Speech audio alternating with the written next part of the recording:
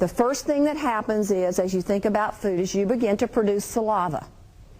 And in that saliva is digestive enzymes, specifically amylase, which is what helps you to digest starches. It's your first stage of starch digestion is in your mouth. Now you chew your foods up, if you chew them, and mix them well with saliva, and then you swallow it. The food travels down into the esophagus.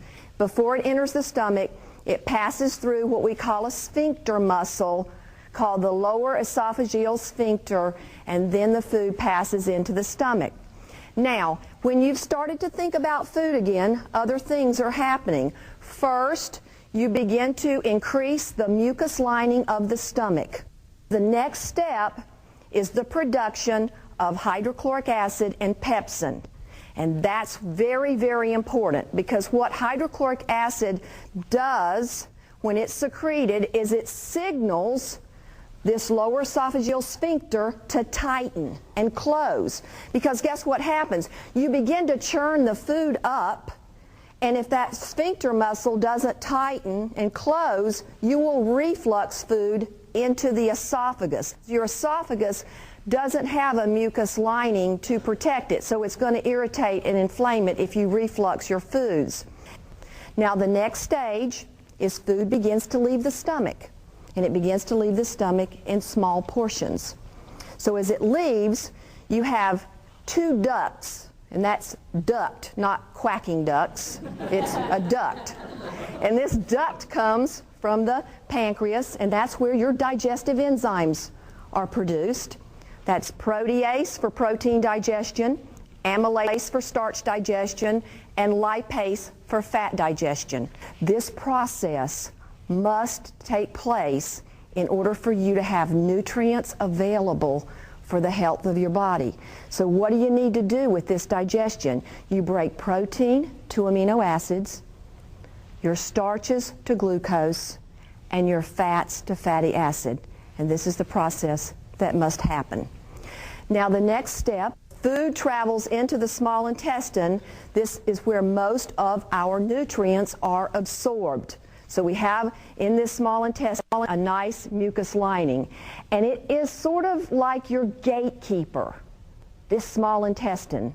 And what I mean by that, if you've properly broken down your protein, your starches, and your fats, your gatekeeper, which is your mucus lining, says, okay, you can enter the bloodstream to provide nutrients for your body. It also acts as a barrier, so it's like a filter. So guess what? You don't want everything passing along your intestinal tract in your bloodstream. That is not good. So it is a barrier to keep out undigested foods, bacteria, parasites, anything like that from entering your bloodstream. So this small intestine is crucial to the health of the rest of your body. Now next is your large intestine, or we call it the colon.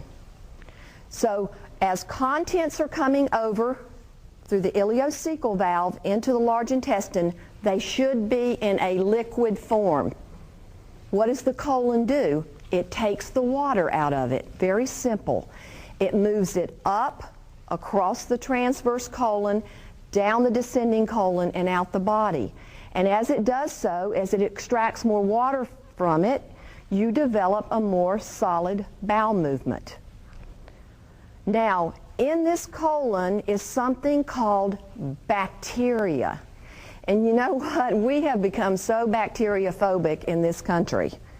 But this bacteria, most of it, is very friendly to you, and you have about 2 to 4 pounds of it, which is about the size and weight of a brick. Now, next thing that occurs is something called a bowel movement that we don't want to talk about.